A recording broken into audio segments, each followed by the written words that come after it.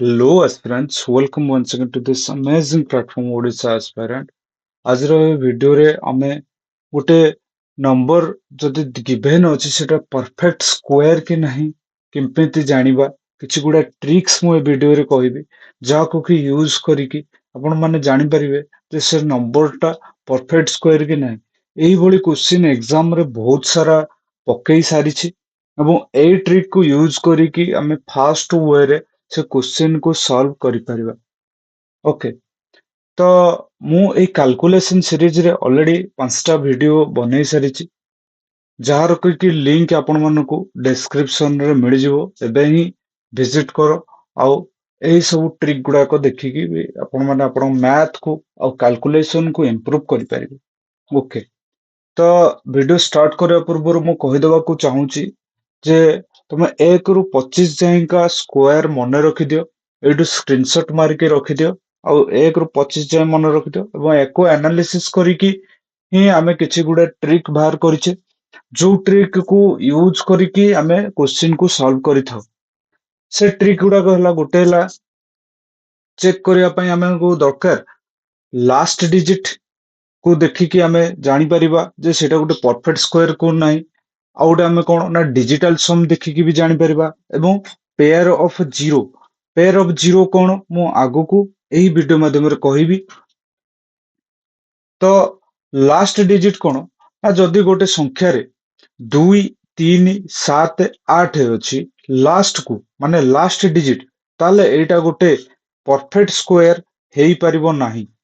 ତ କଣ କହିଲି ନା ଯଦି ଗୋଟେ ସଂଖ୍ୟାରେ 2, 3, 7, 8 ଅଛି ତାର ଲାଷ୍ଟ ଡିଜିଟ ରେ ମାନେ ତାର ଶେଷରେ, ତାହେଲେ ତେବେ ସେଇଟା ଗୋଟେ କଣ ପରଫେକ୍ଟ ସ୍କୋୟାର ବା ପୂର୍ଣ୍ଣ ବର୍ଗ ସଂଖ୍ୟା ହୋଇପାରିବ ନାହିଁ।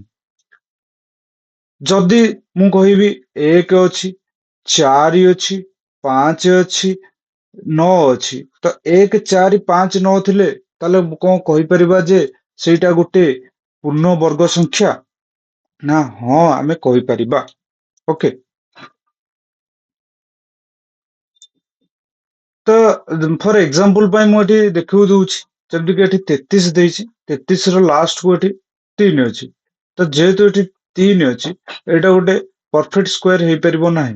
ଯଦି ଏଠି ଦେଖିବା 3 ଆଉ ଏଠି ଲାଷ୍ଟ କୁ ଅଛି 7, ତ ଯେହେତୁ ଏଠି 7 ଅଛି ତ ଏଇଟା ଗୋଟେ ହେଇପାରିବ ନାହିଁ। ଏଠି ଦେଖିବା ଯଦି 56 ଅଛି, 56 ରେ ଏଠି ଲାଷ୍ଟ କୁ 6 ଅଛି, ତ ଏଠି ଆମେ ଯଦି ଦେଖିବା ତ ଏଠି ଚାନ୍ସେସ୍ ଅଛି କି ଏଇଟା ହେଇପାରେ, କିନ୍ତୁ ୟାକୁ ଆମେ ଅନ୍ୟ ଟ୍ରିକ୍ ୟୁଜ କରିକି ଚେକ୍ କରିବା ଯେ ଏଇଟା ଗୋଟେ ପରଫେକ୍ଟ ସ୍କୋୟାର ହବ କି ନାହିଁ। ବର୍ତ୍ତମାନ ଏଠି ଯଦି ଦେଖିବା ଏଠି 8 ଅଛି, ତ ଏଠି 8 ଅଛି ସେଥିପାଇଁ ଏଇଟା ଗୋଟେ ପୂର୍ଣ୍ଣ ବର୍ଗ ସଂଖ୍ୟା ହେଇପାରିବ ନାହିଁ। କିନ୍ତୁ 56 ର ଏଠି ଚାନ୍ସ ଅଛି, ଆମେ ଯଦି ପରଫେକ୍ଟଲି ଆମେ ଜାଣିନେ, କିଛି ବି ଆମେ ଜାଣିନାहे, ତ 56 ର ଏଠି ଚାନ୍ସ ଅଛି ଯେ ସେଇଟା ହେଇପାରେ କାରଣ ତାର ଲାଷ୍ଟ ଡିଜିଟ 6 ଅଛି। ତାକୁ ଆମେ ଅଲଗା ଯୋଉ ମେଥଡ ରହିଲା ଯେମିତି କି digital SUM, pair of zero, ଏଇ ମେଥଡ କୁ ବି ୟୁଜ କରିକି ଆମେ ଜାଣିପାରିବା ଯେ 56 ଟା ଗୋଟେ ପରଫେକ୍ଟ ସ୍କୋୟାର କି ନାହିଁ। ତ ଡିଜିଟାଲ ସମ୍ ମୁଁ ଆ ପରେ ଏଇନେ ସାଙ୍ଗେ ସାଙ୍ଗେ ବୁଝେଇବି ଯାହାକୁ କି ୟୁଜ କରିକି ଆମେ କରିପାରିବା। ଯଦି ଆମେ ଏଇ ଯୋଉ ସଂଖ୍ୟା ଗୁଡାକ ଦେଖିବା, ଏଠି ଦେଖ ଲାଷ୍ଟରେ ଆଇଦର 1 ରହିବ, 4 ରହିବ, 9 ରହିବ, 6 ରହିବ, 5 ରହିବ, 6 ରହିବ, 9 ରହିବ, 4, 1, ତମେ କୋଉଠି ବି ଦେଖିପାରୁନ ନାହିଁ ଏଠି 2 ଅଛି ଲାଷ୍ଟ କୁ, ଏଠି 3 ଅଛି ଲାଷ୍ଟ କୁ, କି ଏଠି 7 ଅଛି ଲାଷ୍ଟ କୁ, କି ଏଠି 8 ଅଛି ଲାଷ୍ଟ କୁ। ଆଇଦର ତମେ 1, 4, 9, 6 ଏଇଗୁଡାକ ହିଁ ପାଇବ। ଓକେ, ତ ଯଦି ମୁଁ ଏଇ କ୍ୱେଶ୍ଚିନ୍ ଟା ଯଦି ସଲ୍ଭ କରିବାକୁ ଯିବି, ଏଇ ଟାଇପ ର କ୍ୱେଶ୍ଚିନ୍ ଏକ୍ସାମ ରେ ପଚାରେ। ଯଦି ପଚାରିଛି କଣ which of the following is a perfect square, ମାନେ ୟା ଭିତରୁ ପରଫେକ୍ଟ ସ୍କୋୟାର କିଏ ବୋଲି ସେ ପଚାରିଛି।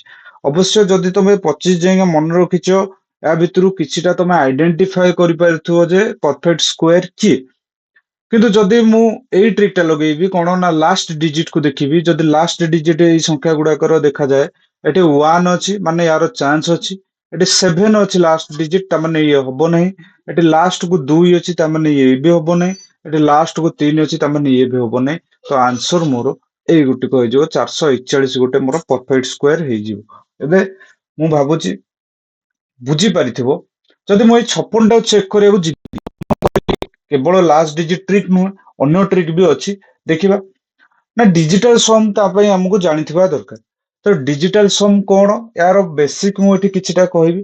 ଏହାର ପୁରା ଡିଟେଲ ଭିଡିଓ ମୁଁ ଆଗକୁ ଅଲଗା କାଲକୁଲେସନ ଭିଡିଓରେ ପକେଇବି, ଯୋଉଥିରେ କି ଆମେ ପୁରା ଡିଜିଟାଲ ସମ୍ କୁ ଦେଖିବା ଏବଂ କୋଶ୍ଚିନ୍ସ ରେ ସଲ୍ଭ କଲା ବେଳେ ବି ଡିଜିଟାଲ ସମ୍ କୁ କେମିତି ଆପ୍ଲାଏ ହବ ସେଗୁଡାକୁ ବି ମଧ୍ୟ ମୁଁ କହିବି। ଯଦି ଡିଜିଟାଲ ସମ୍ ର ଡେଫିନେସନ କୁ ଦେଖିବା, ଡିଜିଟାଲ ସମ୍ ହେଲା ଗୋଟେ କଣ single digit obtained by adding all digits of a number called digital sum. ମାନେ ଗୋଟେ ନମ୍ବର କୁ ମିଶେଇ ସାରିଲା ପରେ ଯୋଉ ସିଙ୍ଗଲ ଡିଜିଟ ଆମେ ପାଇଥାଉ, ମାନେ ଏକକ ଅଙ୍କକୁ ଯୋଉ ପାଇଥାଉ ତାକୁ ଆମେ ଡିଜିଟାଲ ସମ୍ ବା ଡିଏସ୍ ବୋଲି କହିଥାଉ। ଆଚ୍ଛା, ତାହେଲେ କଣ ଏକକ ଅଙ୍କ? ଯଦି ମୁଁ କହିବି 38, ଏଠି 38 ଗୋଟେ ସଂଖ୍ୟା, ଯଦି ଏଇ ସଂଖ୍ୟାକୁ ମୁଁ ମିଶେଇବି, ଇଏ କେତେ ବାହାରୁଛି ନା 8, 9, 10, 11। 8, 3, 11, 11କୁ ପୁଣି ମିଶେଇବି, 11କୁ ହେଲେ 1, 1, 2। ତାମାନେ 2 ହେଇଯିବ ମୋର ଡିଜିଟାଲ ସମ୍ ବା ଡିଏସ୍। ସେମିତି ଯଦି ମୁଁ 42 ରେ ଦେଖିବି, 4 ଆଉ 2 କି ମିଶେଇବି, 4, 2 ହେଇଯିବ 6। ସେମିତି ମୁଁ 7, 4, 11 ହେଇଯିବ, ତ 11 ହେଲେ 1, 1, 2 ହେଇଯିବ ଡିଜିଟାଲ ସମ୍। ସେମିତି 5, 5, 10 ହେଇଯିବ, 10 ହେଲେ 1 ହେଇଯିବ, 0ରେ 1 ମିଶିଲେ 1 ହେଇଯିବ ମୋର ଡିଜିଟାଲ ସମ୍। ଆଚ୍ଛା, ଯଦି ମୁଁ ଏହାର ଅରିଜିନ କଥା କହିବି, ଇଏ କୋଉଠୁ ଆସିଲା ଆକ୍ଚୁଆଲିରେ ସମସ୍ତେ ଆମେ 9ର ଡିଭିଜିବିଲିଟି ରୁଲ ପଢିଥିବା। ତ 9ର ଡିଭିଜିବିଲିଟି ରୁଲରୁ ଏଇ ଜିନିଷଟା ଆସିଲା। 9ର ଡିଭିଜିବିଲିଟି ରୁଲ ଅନୁସାରେ ଯଦି ଆମେ ଗୋଟେ ସଂଖ୍ୟାକୁ ମିଶଉଛେ ଆଉ ସେଇଟା ଯଦି ଜିରୋ ଆସୁଛି, ତାର ଡିଜିଟାଲ ସମ୍ ବା ମିଶେଇ ସାରିଲା ପରେ ସେଇଟା ଜିରୋ ଆସୁଛି, କିମ୍ବା ସେଇ ସଂଖ୍ୟାଟା 9 ଦ୍ଵାରା ଡିଭିଜିବଲ ହେଇଯାଉଛି, ତାହେଲେ ଆମେ ସେଇଟାକୁ କହୁଥିଲେ 9 ଦ୍ଵାରା ଡିଭିଜିବଲ ହବ। ଯଦି ହଉନାହିଁ, ଯେତିକି ବଳି ପଡୁଛି ସଂଖ୍ୟାଟା, ସେଇଟା ତାର ରିମାଇଣ୍ଡର ଆମେ କହୁଥିଲେ। ତ ସେଇ ଅନୁସାରେ ସେଇ ଯୋଉ ରିମାଇଣ୍ଡରଟା ବାହାରେ, ମାନେ ଗୋଟେ ସଂଖ୍ୟାକୁ 9ରେ ଡିଭାଇଡ କଲା ପରେ ଯୋଉ ରିମାଇଣ୍ଡରଟା ବାହାରେ, ସେଇଟାକୁ ମଧ୍ୟ ଆମେ ଡିଜିଟାଲ ସମ୍ କହିଥାଉ। ୟାକୁ ମୁଁ ପୁରା ଡିଟେଲରେ ବୁଝେଇବି ଅଲଗା ଭିଡିଓରେ। ଓକେ, ତ ଯଦି ଆମେ ଏଠି ଦେଖିବା, ଏଇଗୁଡାକୁ ବି ଟିକେ ସଲ୍ଭ କରିବା, ଏହାର ଡିଜିଟାଲ ସମ୍ ବାହାର କରିବା। ଏଠି ଦେଇଛି 38216 4। ଆଚ୍ଛା, ମୁଁ କହିଲି ଯଦି ସଂଖ୍ୟାଟା 9ରେ ଡିଭିଜିବଲ ହବ, ଯଦି ଦିଟା ଯାକ ସଂଖ୍ୟା 9ରେ କଟି ଯାଉଛି, ମାନେ ମିଶିକି 9 ହେଇଯାଉଛି, ତାହେଲେ ସେଇଟା 9ରେ ଡିଭିଜିବଲ ହେଇଯିବ।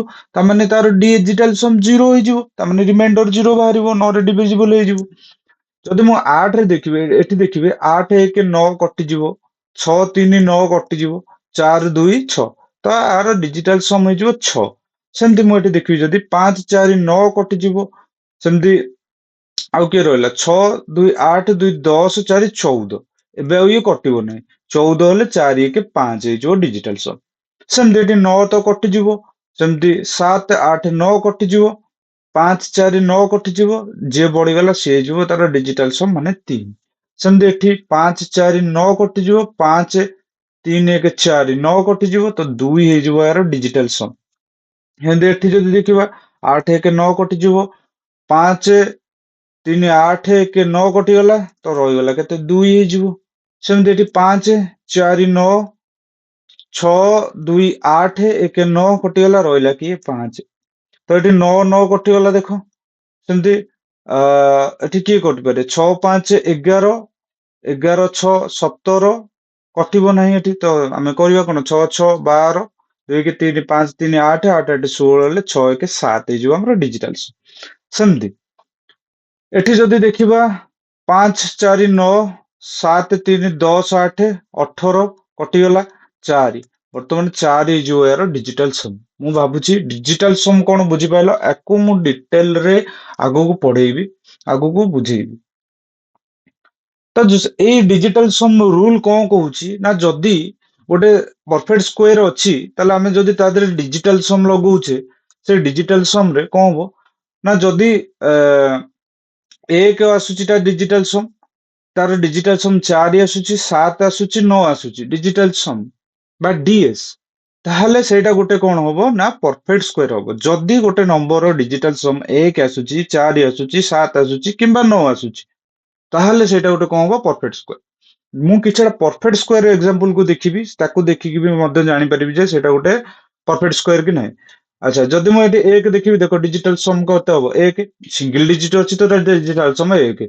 4 ର 4 ହେଇଯିବ, 9 ର 9 ହେଇଯିବ, जदि 4 स्क्वायर आम 16 को देखिए 6 1 7 हूँ डिजिटाल सम 5 6 7 हूँ एटी देख 6 3 9 हूँ एटी देख 9 कटिज 4 हूँ एटी देख 6 4 10 1 हूँ एटी देख 1 हूँ एटी भी सही सॉरी एटी 9 हूँ एटी डिजिटाल सम 1 हूँ एटी 2 1 3 1 4 हूँ 4 4 8 1 9 हूँ एटी 6 1 7 हूँ एटी जदि 9 कटिज एटी भी 7 हूँ एटी भी 5 4 9 हूँ एटी देख 5 4 5 6 7 6 13 3 1 4 हूँ एटी 9 कटिगले 8 2 10 हेले 1 हूँ एटी 4 2 6 3 9 हूँ एटी देख 6 1 7 3 10 हेले 1 हूँ एटी 4 हूँ देख सबुठी जदि देखिबो जत्ते गुडा भी परफेक्ट स्क्वायर अछि देखिबो तार डिजिटल सम आइदर 1 आसीबो नले 4 आसीबो नले 7 आसीबो नले 9 आसीबो याकू छाडी देकी जदि 2 आसीगला 3 आसीगला 5 आसीगला 6 आसीगला 8 आसीगला एराको आसिले ताले सेटा गोटे परफेक्ट स्क्वायर हबो नाही बुझी होउची तो मु भाबुची एतक पर्यंत आपण माने सब बुझी परिथिबे एबे आमे आगु को बढ़िबा नेक्स्ट ट्रिक ता थिला जो हमरो जदि पेयर ऑफ जीरो ट्रिक कोन ना जेतेको परफेक्ट स्क्वायर से केबे भी सिंगल डिजिट जीरो बा इवन नंबर ऑफ जीरो रे रहइबोनी माने इवन नुआ ऑड नंबर ऑफ जीरो रे रहइबोनी ऑड नंबर ऑफ जीरो रे रहइबोनी कोन माने से दुई रो पेयर हे की रहइबो दुई रो पेयर माने कोन जदि मो 10 रो एटी देखिबी स्क्वायर को 10 रो स्क्वायर हेले देखो एटी दुईटा ही अछि ता माने दीटा गोटे पेयर हबो एंती दीटा पेयर तीनटा पेयर এই ভଳିଆ ପେୟାରିଂ ହେଇକି ଥିବ ଓକେ 2 2 4 2 6 2 8 2 10 ଏଇ ଭଳିଆ ଭାବରେ ଥିବ ନା କି କହିବ ଏମିତି କେବେ ବି ଗୋଟେ ପରଫେକ୍ଟ ସ୍କୋୟାର ଏମିତି କେବେ ନଥିବ କି 3 4 5 ଏମିତି କେବେ ନଥିବ ଓକେ ଏମିତି ରହିବ ନାହିଁ ଏଇ ଟାଇପ ର ରହିବ ପେୟାରିଂ ହେଇକି ଯଦି ମୁଁ ଏଇଗୁଡାକ ଦେଖିବି କିଛିଟା ଏକ୍ସାମ୍ପଲ୍ସ ଦେଖିବି 10 ର ଦେଖ 100 ଦେଖ ଡବଲ ଜିରୋ ଅଛି 20 ର ବି ସେମିତି ଡବଲ ଜିରୋ ଅଛି 30 ର ଡବଲ ଜିରୋ 40 ର ଡବଲ ଜିରୋ 50 ର ଡବଲ ଜିରୋ 60 ର ବି ଡବଲ ଜିରୋ 70 ର ବି ସେମିତି ଡବଲ ଜିରୋ କିନ୍ତୁ ଦେଖ ଏଠି 100 ର ଯଦି ଦେଖିବା ଆମେ ଏଠି ଦେଖ ଡବଲ ଜିରୋ ପେୟାରିଂ ହେଇକି ଅଛି 1000 ର ଯଦି ଦେଖିବା ଡବଲ ଜିରୋ ଡବଲ ଜିରୋ ସେମିତି 10,000 ର ଯଦି ଦେଖିବା ଏଠି ଆମେ ଦେଖ double zero double zero double zero ହେଇକି ଅଛି ତାମାନେ ଏଇଭଳିଆ ପେୟାରିଂ ହେଇକି ଥିବ ଯଦି ଗୋଟେ ଆମେ ସ୍କୋୟାର ର ଦେଖିବା ଏଇଭଳିଆ ପେୟାରିଂ ହେଇକି ରହିବ ଜିରୋ ନା କି ତିନିଟା ରହିବ ପାଞ୍ଚଟା ରହିବ ଏମିତି ରହିବ ନାହିଁ ଓକେ ତ ମୁଁ ଭାବୁଛି ବୁଝିପାରିଥିବ ଏବଂ ଆମେ ତିନିଟା ଯାକ ଯୋଉ ରୁଲ ଦେଖିଲେ ତିନିଟା ଯାକ ରୁଲ କଣ ଲାଷ୍ଟ ଡିଜିଟ ଆଉ ଡିଜିଟାଲ ସମ୍ ଆଉ ପେୟାର ଅଫ ଜିରୋ ଏଇ ତିନିଟାକୁ ୟୁଜ କରିକି ଆମେ ଇଜିଲି କାଲକୁଲେଟ କରିପାରିବା ବା ଜାଣିପାରିବା ଯେ ସେଟା ଗୋଟେ ପରଫେକ୍ଟ ସ୍କୋୟାର କି ନାହିଁ ଯଦି ଗିଭେନ ଅଛି ଯଦି ଏଇଗୁଡାକ କାମ ନ କଲା ତାହେଲେ ଆମକୁ ଟ୍ରାଡିସନାଲ ମେଥଡ କୁ ଯିବାକୁ ପଡିବ ଯୋଉଟା କି ତାର ପାଖାପାଖି ବା ନିୟରେଷ୍ଟ ନମ୍ବରକୁ ଚେକ୍ କରିବାକୁ ପଡିଥାଏ ଓକେ ଯଦି ମୁଁ ଦେଖିବି କିଛିଟା କ୍ୱେଶ୍ଚିନ୍ସ କୁ which of the following is a perfect square ଯଦି ୟା ଦେହରେ ଆମେ ଦେଖିବା ପରଫେକ୍ଟ ସ୍କୋୟାର କୁ ଚେକ୍ କରିବା ମୁଁ ଲାଷ୍ଟ ଡିଜିଟ କହିଥିଲି ତ ଲାଷ୍ଟ ଡିଜିଟ ଆମେ ଆଇଦର ଲଗେଇ ପାରିବା କିମ୍ବା ଆମେ ତା ଦେହରେ ଡିଜିଟାଲ ସମ୍ ଲଗେଇ ପାରିବା ଏବଂ ଲାଷ୍ଟ ଟୁ ଡିଜିଟ ର ଜିରୋ କୁ ଚେକ୍ କରିବା ତ ଦେଖ ଏଠି ଲାଷ୍ଟ ଟୁ ଡିଜିଟ ଜିରୋ ଅଛି ଚାନ୍ସେସ୍ ଅଛି ଏଇଟା ହେଇପାରେ ଏଠି ଯଦି ଏ ଅପସନ ଏ କୁ ଦେଖିବା ଲାଷ୍ଟ କୁ ଅଛି 7 ତ ୟାର ତ ଚାନ୍ସ ହିଁ ନାହିଁ ତ ଏଠି ଲାଷ୍ଟ କୁ ଅଛି କିଏ 3 ତ ୟାର ବି ଚାନ୍ସ ହିଁ ନାହିଁ ତ ୟାର ଲାଷ୍ଟ କୁ କେତେ ଅଛି 8 ଅଛି ୟାର ବି ଚାନ୍ସ ନାହିଁ ତ ଏଇଗୁଟିକ ହବ ଆମର ଆନ୍ସର ତାପରେ ଦେଖ ଏଠି ଦେଲା କି କୋଉଟା ପରଫେକ୍ଟ ସ୍କୋୟାର ନୁହଁ ଏହା ଭିତରୁ କୋଉଟା ପରଫେକ୍ଟ ସ୍କୋୟାର ନୁହଁ ହାଲାକି ଏକୁ ଦେଖିକି ଜାଣି ହେଇଯାଉଛି ଯେ ୟା ଭିତରୁ କିଏ ପରଫେକ୍ଟ ସ୍କୋୟାର ଆଉ କିଏ ପରଫେକ୍ଟ ସ୍କୋୟାର ନୁହଁ କିନ୍ତୁ ଆମେ ବେସିକ ମେଥଡ ଲଗେଇବା ତ ଏଠି ଦେଖ ଲାଷ୍ଟ କୁ 1 ଅଛି ଏଠି ଲାଷ୍ଟ କୁ 4 ଅଛି ଏଠି ଲାଷ୍ଟ କୁ 9 ଅଛି ଲାଷ୍ଟ କୁ 5 ଅଛି ତା ମାନେ ଏଙ୍କର ଆମେ ଲାଷ୍ଟ ଡିଜିଟ ଦେଖିକି ଜାଣିପାରିବା ନାହିଁ ଯେ ଏଇଟା ଗୋଟେ ପରଫେକ୍ଟ ସ୍କୋୟାର କି ପରଫେକ୍ଟ ସ୍କୋୟାର ନୁହଁ ତାହେଲେ ଆମେ ଡିଜିଟାଲ ସମ୍ ଲଗେଇକି ଜାଣିପାରିବା କି ଦେଖିବା ତ 2 1 3 1 4 ତ ୟାର ଡିଜିଟାଲ ସମ୍ ହେଲା 4 4 4 8 1 9 ୟାର ଡିଜିଟାଲ ସମ୍ ହେଲା 9 ୟାର ହେଲା 6 1 7 ତା ମାନେ ୟାର ଡିଜିଟାଲ ସମ୍ ହେଲା 7 ଆଉ ୟାର ଡିଜିଟାଲ ସମ୍ କେତେ 8 1 9 ହେଲେ 5 ମୁଁ କଣ କହିଥିଲି ନା ଗୋଟେ ଡିଜିଟାଲ ସମ୍ ଯେତେବେଳେ ଆମେ ଚେକ୍ କରିବା ଆଇଦର ସେ 1 ହବ ଡିଜିଟାଲ ସମ୍ ଆଇଦର 4 ହବ ଆଇଦର 7 ହବ ଆଇଦର 9 ହବ ଯଦି ଏଠି ଦେଖିବା ଇଏ 4 ଅଛି ତାମାନେ ଇଏ ୟାର ଚାନ୍ସ ଅଛି ଯେ ଇଏ ଗୋଟେ ପରଫେକ୍ଟ ସ୍କୋୟାର। ୟାର ଡିଜିଟାଲ ସମ୍ 9 ଅଛି ତାମାନେ ୟାର ବି ଚାନ୍ସ ଅଛି ଗୋଟେ ପରଫେକ୍ଟ ସ୍କୋୟାର। ୟାର ଡିଜିଟାଲ ସମ୍ 7 ଅଛି ତାମାନେ ୟାର ବି ଚାନ୍ସ ଅଛି ଗୋଟେ ପରଫେକ୍ଟ ସ୍କୋୟାର। କିନ୍ତୁ ଏଠି ଡିଜିଟାଲ ସମ୍ 5 ଆସିଗଲା ତ ଇଏ ଗୋଟେ ପରଫେକ୍ଟ ସ୍କୋୟାର ହବ ନାହିଁ। ତ ତେଣୁ କରି ଡି ଆମର ହେଇଯିବ ଆନ୍ସର। ଓକେ, ମୁଁ ଭାବୁଛି ସମସ୍ତେ ବୁଝିପାରିଥିବ। ଏଇ ଟ୍ରିକ୍ ୟୁଜ କରିକି ଯେବେ ବି ଏଇ ଟାଇପ ର କ୍ୱେଶ୍ଚିନ୍ ଏକ୍ସାମ ରେ ଆସିବ ତାକୁ ସଲ୍ଭ କରିପାରିବ। ନେକ୍ସଟ ଆମର ଏଠି ଦେଲା ଗୋଟେ question the list 6 digit number which is a perfect square. ତାମାନେ ସେ କହୁଛି କି ସବୁଠାରୁ ସାନ ସଂଖ୍ୟା ଯୋଉଟା କି ଗୋଟେ ପରଫେକ୍ଟ ସ୍କୋୟାର ତାକୁ ଚେକ୍ କରିବା ପାଇଁ ଏଇ କ୍ୱେଶ୍ଚିନ୍। ଯଦି ଆମେ ଏଠି ଦେଖିବା ଏଠି ଯଦି ଦେଖିବା ସବୁଠୁ ଲିଷ୍ଟ 6 ଡିଜିଟ୍ ନମ୍ବର ପଚାରିଛି ତାମାନେ ଆମେ ସବୁଠୁ ଛୋଟ ସଂଖ୍ୟାକୁ ପ୍ରଥମେ ଚେକ୍ କରିବା। ସବୁଠୁ ଛୋଟ ସଂଖ୍ୟା ଯଦି ଦେଖିବା ଏଠି ଆମକୁ ଅପସନ ସେଇଟା ସବୁଠୁ ଛୋଟ ଦେଖାଯାଉଛି। ଯଦି ଅପସନ ସି କୁ ଦେଖିବା ଏଠି ଦେଖିବା 0000 ସିଙ୍ଗଲ ଜିରୋ। ତାମାନେ ମୁଁ କଣ କହିଥିଲି ନା ଏଇଟା ପେୟାର ଅଫ ଜିରୋରେ ରହିବା ଦରକାର। ପେୟାର ଅଫ ଜିରୋ ମାନେ କଣ 0000 0000 କିନ୍ତୁ ଏଠି ଗୋଟେ ସିଙ୍ଗଲ ଜିରୋ ପଳେଇ ଯାଉଛି ତାମାନେ ଏଇଟା ପେୟାରିଂ ହେଇକି ନାହିଁ ମାନେ ଏଇଟା ଗୋଟେ ପରଫେକ୍ଟ ସ୍କୋୟାର ହବ ନାହିଁ। ତାପରେ ତାଠୁ ଟିକେ ସାନ ସଂଖ୍ୟାକୁ ଯିବା ଦେଖିବା ଲାଷ୍ଟ ଡିଜିଟ୍ 25 5 ଅଛି। ଓକେ, ୟାର ଚାନ୍ସ ଅଛି ଯେ ଇଏ ହେଇପାରେ। ତାପରେ କଣ ଦେଖିବା ନା डिजिटल सम 2 2 4 1 5 5 10 डिजिटल सम भी यार 1 ଅଛି ତାମାନେ यार ଫୁଲ ଚାନ୍ସ ଅଛି ଯେ ଇଏ ହେଇପାରେ। ଆମେ କହିପାରିବା ନାହିଁ ଯେ ଏଟା ଗୋଟେ ପରଫେକ୍ଟ ସ୍କୋୟାର କିନ୍ତୁ यार ଚାନ୍ସେସ୍ ଅଛି ହେଇପାରେ। ଦେନ୍ ଆମେ ତାଠୁ ଟିକେ ଛୋଟକୁ ଯିବା ଦେଖିବା ଏଠି ଲାଷ୍ଟ ଡିଜିଟ୍ ଏଠି ଅଛି କିଏ 6। ଲାଷ୍ଟ ଡିଜିଟ୍ ଯଦି ଏଠି 6 ଅଛି ତାମାନେ यार ବି ଚାନ୍ସ ଅଛି ହେଇପାରିବ। କିନ୍ତୁ ଯଦି ଆମେ ଡିଜିଟାଲ ସମ୍ ଏଠି ଚେକ୍ କରିବା ଦେଖିବା ଏଠି କେତେ ହଉଛି 6 2 8 କି 9 9 ହେଲେ ଡିଜିଟାଲ ସମ୍ ଏଠି ଆସିଗଲା 5। ଯଦି ଡିଜିଟାଲ ସମ୍ 5 ଆସିଲା ତାହେଲେ ଏଇଟା ଗୋଟେ ପରଫେକ୍ଟ ସ୍କୋୟାର ହବ ନାହିଁ।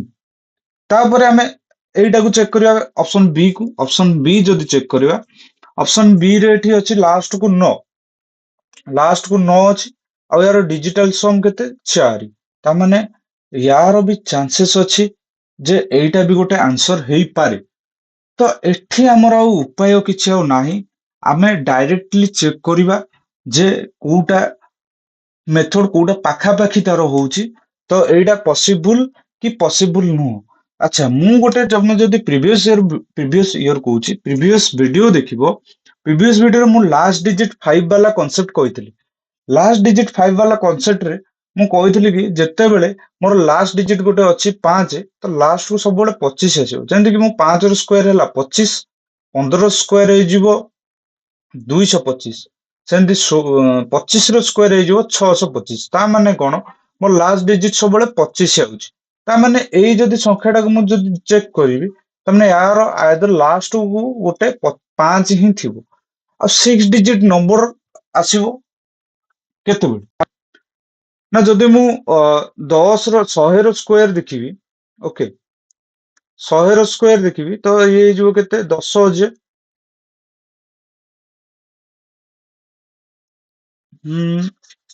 ତ 100 ର ସ୍କୋୟାର ହେଇଯିବ କେତେ 10,000। ତ 105 ର ପାଖାପାଖି ମୁଁ ଦେଖିବି 1005 ର ପାଖାପାଖି ଦେଖିବି। 1005 ର ଦେଖିଲେ ଇଏ କେତେ ହେଇଯିବ 25 101 1 ତ ପାଖାପାଖି ହଉଛି କିନ୍ତୁ ଇଏ ଭ୍ୟାଲିଡ ହଉନାହିଁ। ପାଖାପାଖି ହଉଛି କିନ୍ତୁ 225 ଏମିତି ଭ୍ୟାଲିଡ ଭ୍ୟାଲ୍ୟୁ କିଛି ବାହାରୁ ନାହିଁ କି ଏମିତି ଭ୍ୟାଲ୍ୟୁ ଆସିବ ନାହିଁ। ତା ମାନେ ଏଇଟା ଗୋଟେ ପରଫେକ୍ଟ ସ୍କୋୟାର ନୁହଁ। ତାହେଲେ ଯିଏ ବଳିଗଲା ସିଏ ହବ ଆନ୍ସର। ତ ଆମର ଆନ୍ସର ହେଇଯିବ କିଏ ବି। ଓକେ ମୁଁ ଭାବୁଛି ଏତିକି ସମସ୍ତେ ବୁଝିପାରିଥିବେ। ଏଇ କ୍ୱେଶ୍ଚିନ୍ ଟା ଟିକେ ଆଉଥରେ ସଲ୍ଭ କରିବ। ସଲ୍ଭ କରିକି ମତେ କମେଣ୍ଟରେ ଜଣା ବୁଝି ହେଲା ନା ନାହିଁ। ଓକେ ତ ନାଓ ଏଇ ଯୋଉ କ୍ୱେଶ୍ଚିନ୍ ଗୁଡାକ ରହିଲା ଏଇ କ୍ୱେଶ୍ଚିନ୍ ଗୁଡାକ ତମେ ଟିକେ ସଲ୍ଭ କର ନିଜେ ସଲ୍ଭ କରିକି ମତେ ଆନ୍ସରରେ ଜଣାଅ କୋଉଟା ପରଫେକ୍ଟ ସ୍କୋୟାର ଆଉ କୋଉଟା ପରଫେକ୍ଟ ସ୍କୋୟାର ନୁହଁ ଆଉ କୋଉ ଟ୍ରିକ୍ ଲଗେଇକି ତମ ମାନେ କହିଲ ଯେ ଏଇଟା ପରଫେକ୍ଟ ସ୍କୋୟାର ୟା ଫିର ଆ ଦେହରେ ଟ୍ରିକ୍ ଲାଗିଲା ହିଁ ନାହିଁ। Okay so let's meet you in next session. ଆଗକୁ କୋଉ ଟପିକ ଉପରେ ଆପଣ ମାନଙ୍କର ଭିଡିଓ ଦରକାର ଆପଣ ମତେ କମେଣ୍ଟ କରିକି ମଧ୍ୟ ଜଣେଇ ପାରିବେ। Hence thank you.